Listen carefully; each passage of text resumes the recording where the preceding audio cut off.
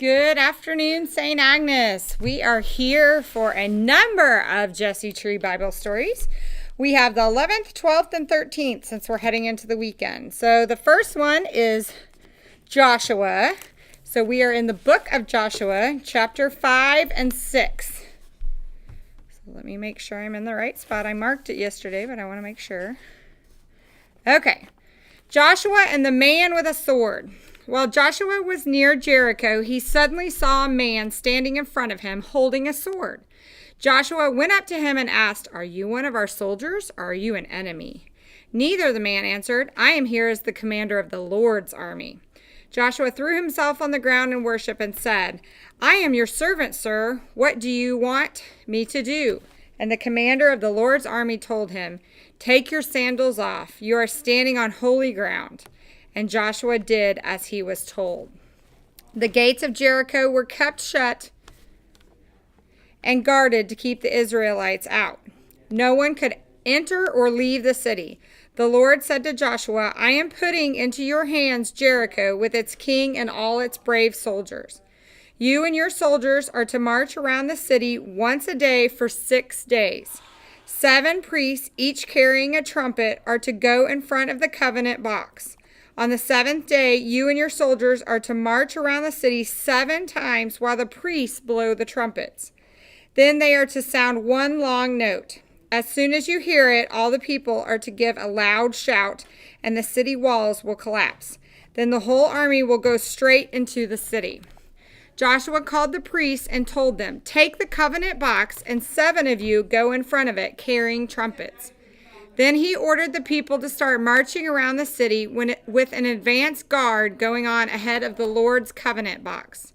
So just as Joshua had ordered, an advance guard started out ahead of the priests who were blowing trumpets. Behind these came the priests who were carrying the covenant box, followed by a rear guard. All this time the trumpets were sounding, but Joshua had ordered the people not to shout, not to say a word until he gave the order. So he had this group of men take the Lord's covenant box around the city 1 time. Then they came back to camp and spent the night there. Joshua got up early the next morning, and for the 2nd time the priests and soldiers marched around the city in the same order as the day before. First the advance guard, next the 7 priests blowing the 7 trumpets, then the priests carrying the Lord's covenant box, and finally the rear guard. All this time the trumpets were sounding. On this 2nd day, they again marched around the city 1 time and then returned to camp. They did this for 6 days. On the 7th day, they got up at daybreak and marched 7 times around the city in the same way. This was the only day that they marched around it 7 times. The 7th time around, when the priests were about to sound the trumpets, Joshua ordered the people to shout, and he said, "The Lord has given you the city. The city and everything in it must be totally destroyed as an offering to the Lord. Only the prostitute Rahab and her household will be spared because she hid our spies. But you are not to take anything that is to be destroyed. If you do, you will bring trouble and destruction on the Israelite camp. Everything made of silver, gold, bronze, or iron is set apart for the Lord. It is to be put in the Lord's treasury." So the priests blew the trumpets. As soon as the people heard it, they gave a loud shout, and the walls collapsed. Then all the army went straight up the hill into the city and captured it.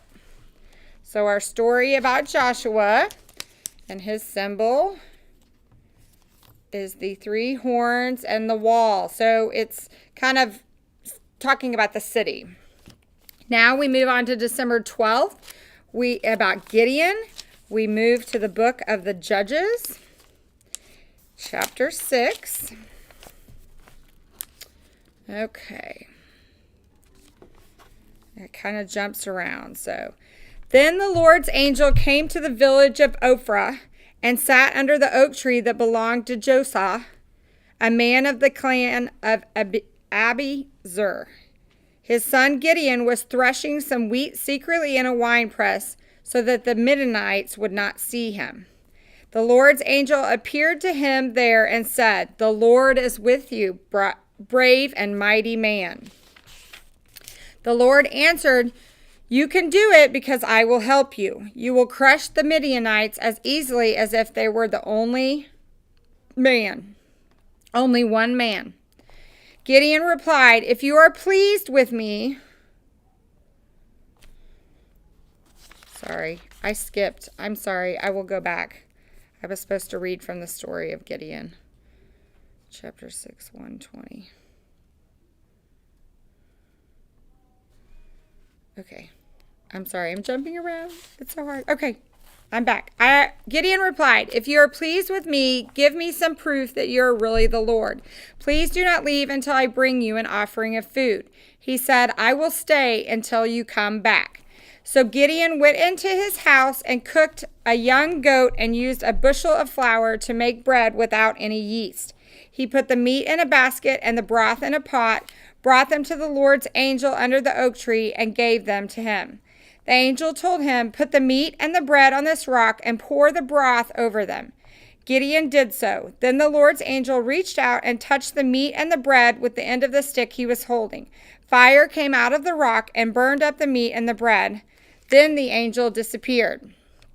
Gideon realized that it was the Lord's angel he had seen, and he said in terror, Sovereign Lord, I have seen your angel face to face. But the Lord told him, peace, do not be afraid, you will not die. One day Gideon and all his men got up early and camped beside the spring. The Midianite camp was in the valley of the north of them by Moreh Hill. The Lord said to Gideon, the men you have are too many for me to give them victory over the Midianites. They might think that they had won by themselves and so give me no credit. Announce to the people, anyone who is afraid should go back home, and we will stay here at Mount Gilead.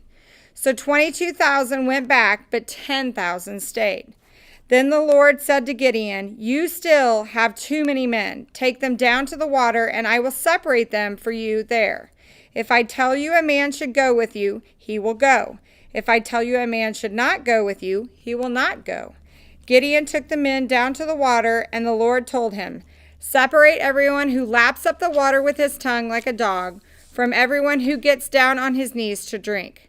There were 300 men who scooped up water in their hands and lapped it. All the others got down on their knees to drink. The Lord said to Gideon, I will rescue you and give you victory over the Midianites with the 300 men who lapped the water. Tell everyone else to go home. So Gideon sent all the Israelites home except the 300 who kept all the supplies and trumpets. The Midianite camp was below them in the valley. That night the Lord commanded Gideon, get up and attack the camp. I am giving you victory over it. But if you are afraid to attack, go down to the camp with your servant Purah. You will hear what they are saying, and then you will have the courage to attack. So Gideon and his servant went down to the edge of the enemy camp. The Midianites, the Amalekites, and the desert tribesmen were spread out in the valley like a swarm of locusts, and they had as many camels as there are grains of sand on the seashore. When Gideon arrived, he heard a man telling a friend about a dream. He was saying, I dreamed that a loaf of barley bread rolled into our camp and hit a tent. The tent collapsed and lay flat on the ground. Excuse me. His friend replied, it's the sword of the Israelite, Gideon, son of Joash. It can't mean anything else. God has given him victory over Midian and our whole army. When Gideon heard about the man's dream and what it meant, he fell to his knees and worshiped the Lord. Then he went back to the Israelite camp and said, get up, the Lord is giving you victory over the Midianite army. He divided his 300 men into 3 groups and gave each man a trumpet and a jar with a torch inside it. He told them, when I get to the edge of the camp, watch me and do what I do. When my group and I blow our trumpets, then you blow yours all around the camp and shout, for the Lord and for Gideon.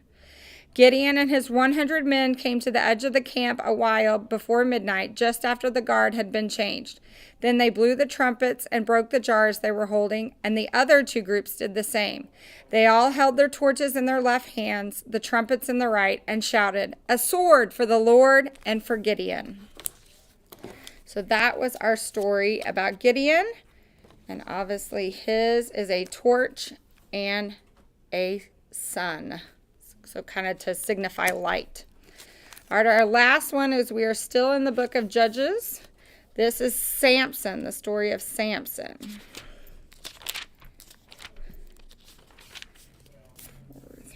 Okay, Samson and Delilah. After this, Samson fell in love with a woman named Delilah, who lived in Sorek Valley. The 5 Philistine kings went to her and said, "Trick Samson into telling you why he is so strong and how we can overpower him. Tie him up and make him helpless. Each one of us will give you 1,100 pieces of silver." So Delilah said to Samson, "Please tell me what makes you so strong. If someone wanted to tie you up and make you helpless, how could he do it?" Samson answered, "If they tie me up with 7 new bowstrings that are not dried out, I'll be as weak as anybody else." So the Philistine kings brought Delilah 7 new bowstrings that were not dried out, and she tied Samson up. She had some men waiting in another room, so she shouted, "Samson, the Philistines are coming." But he snapped the bowstrings just as the thread breaks when fire touches it, so they did not know the secret of his strength. Delilah told Samson, "Look, you've been making a fool of me and not telling me the truth. Please tell me how someone could tie you up." He told her, "If they tie me up with new ropes that have never been used, I'll be weak as anybody else." So Delilah got some new ropes and tied him up. Then she shouted, "Samson, the Philistines are coming." The men were waiting in another room, but he snapped the ropes off his arms just like thread. Delilah said to Samson, "You're still making a fool of me and not telling me the truth. Tell me how someone could tie you up." He told her, "If you weave my 7 locks of hair into a loom and make it tight with a peg, I'll be weak as anybody else." Delilah then lulled him to sleep, took his 7 locks of hair, and wove them into a loom. She made it tight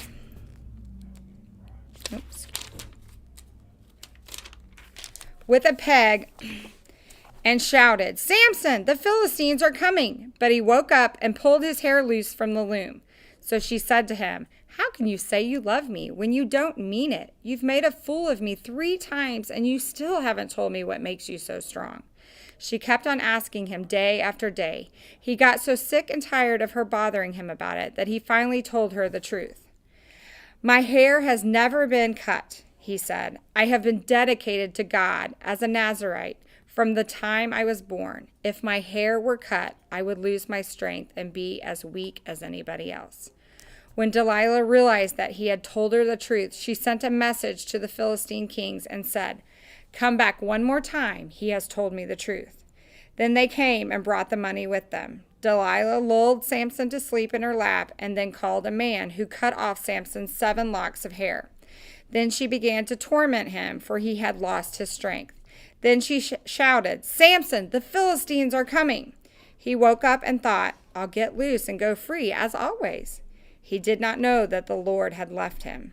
The Philistines captured him and put his eyes out. They took him to Gaza, chained him with bronze chains, and put him to work grinding at the mill in the prison. But his hair started growing back. The Philistine kings met together to celebrate and offer a great sacrifice to their god Dagon.